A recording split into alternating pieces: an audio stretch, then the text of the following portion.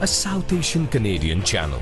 हम यहाँ के सारे विधायकों से मिले, हुड्डा साहब के यहाँ, उनके साथ भोजन किया और उन सब के भरपूर समर्थन का हमें वादा मिला है। जैसा कि अभी कहा गया आपसे कि मैं कई विरोधी दल जो हैं आज भारत की राजनीति में, उन्होंने मिलकर तय किया कि मैं उनका साझा उम्मीदवार बनूं इस चुनाव के लिए, और मैंने इस निमंत्रण को स्वीकार किया और आज उम्मीदवार हूं। मैंने 27 जून को अपना नामांकन किया और 27 जून के बाद से लगातार हम घूम रहे हैं, कई प्रदेशों में जा चुके और अभी जो कुछ दिन बचे हैं उसमें बचे हुए प्रदेशों में जाएंगे। हर जगह मेरा जो कार्यक्रम होता है वो 2 कार्यक्रम तो निश्चित है। नंबर 1 कि वहाँ जो समर्थक विधायक हैं उनसे हमारी मुलाकात होगी, जैसे आज यहाँ पर हुई, और दूसरा जहाँ मैं जाता हूँ वहाँ पर मीडिया से अवश्य मिलता हूँ, चाहे खबर छपे या ना छपे।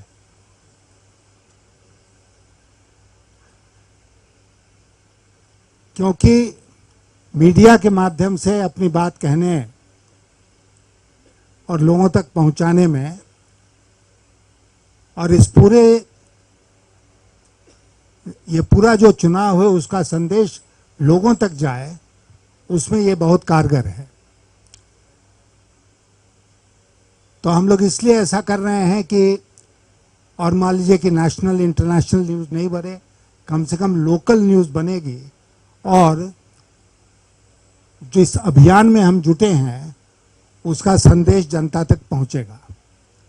आप जानते हैं कि राष्ट्रपति के चुनाव में एक इलेक्टोरल कॉलेज होता है, उसमें एमएलएज होते हैं और एमपीज होते हैं। ये और नजदीक करके बोलता हूं, ये एक आम चुनाव की तरह नहीं है जिसमें जनता की भागीदारी होती है। तो इसीलिए उन लोगों से तो मिल ही रहा हूं, लेकिन इस संघर्ष का संदेश जनता तक भी जाए, इसके लिए भी प्रयास कर रहा हूं। और क्यों आवश्यक है? इसलिए आवश्यक है कि पहले की चुनाव की तुलना में, राष्ट्रपति चुनाव की तुलना में इस बार का जो चुनाव है वो बहुत एक असाधारण परिस्थिति में हो रहा है। देश के जो हालात हैं वो आपको भी पता है, हमको भी पता है। एक अजीब खौफ का वातावरण है, डर और भय का वातावरण है पूरे देश में।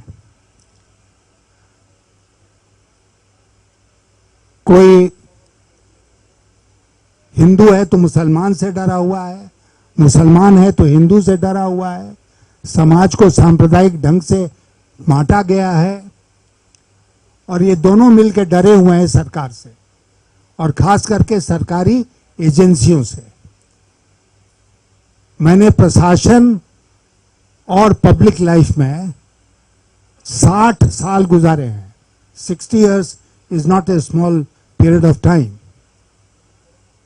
60 साल में मैंने इतना आतंक कभी नहीं देखा सरकारी एजेंसियों का जितना मैं आज के दिन देख रहा हूं। मैं 5 वर्षों तक अटल जी की सरकार में वित्त मंत्री था।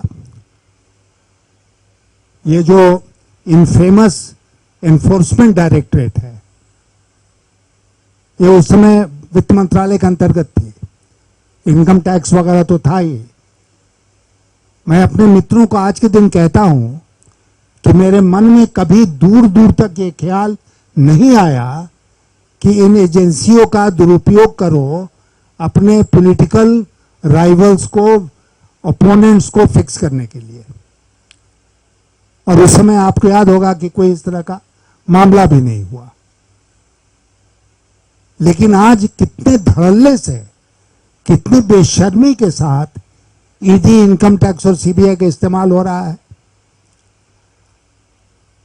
आज महाराष्ट्र में जो हुआ, जो उद्धव ठाकरे की सरकार गिरा दी गई, आप क्या समझते हैं कि वो एकनाथ शिंदे बोधि ट्री के नीचे बैठे, अचानक उनको ज्ञान आया 2.5 साल के बाद की सरकार को गिरा दो और इसमें लग गए? नहीं, इसके पीछे की एक लंबी चौड़ी कहानी है। और आज तो उसका बहुत खुलासा हुआ जब मैंने देखा कि कुछ ऐसे सांसद शिवसेना के उद्धव ठाकरे के ऊपर भी जब दबाव बना रहे हैं कि आप, जो राष्ट्रपति का चुनाव हो रहा है उसमें आप वोट कीजिए बीजेपी के उम्मीदवार के लिए, तो खेल साफ है। गोवा में तो इनकी सरकार है, फिर भी कांग्रेस पार्टी को तोड़ने पर क्यों लगे हुए थे? इसलिए मीडिया के हमारे मित्रों कि हम एक ऐसे माहौल में जी रहे हैं आज के दिन जहां हुकूमत में बैठे हुए लोग नहीं चाहते हैं कि कोई दूसरा कहीं भी सत्तानशीं हो, वो कहीं भी सरकार चलाए, कहीं भी जीते।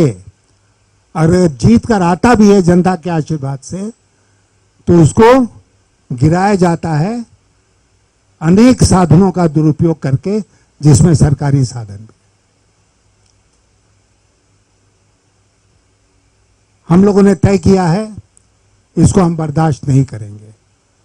और अगर मैं राष्ट्रपति के चुनाव में खड़ा हूं तो इसीलिए खड़ा हूं, अगर देश में घूम रहा हूं तो इसीलिए घूम रहा हूं कि ये संदेश हम हर जगह पहुंचाएं कि आज देश के हालात कितने बिगड़ गए। और अगर मैं चुना गया तो मैं आज आपसे वादा करके जाना चाहता हूं, आप देखेंगे कि मेरे शपथ लेने के दूसरे दिन से ही इस प्रकार की हरकत बंद हो जाएगी। कैसे बंद हो जाएगी? मेरे पास कोई पावर तो है नहीं, या नहीं होगा कि मैं सरकार को कहूं कि ऐसा मत करो, लेकिन राष्ट्रपति की एक मॉरल अथॉरिटी होती है। A South Asian Canadian channel.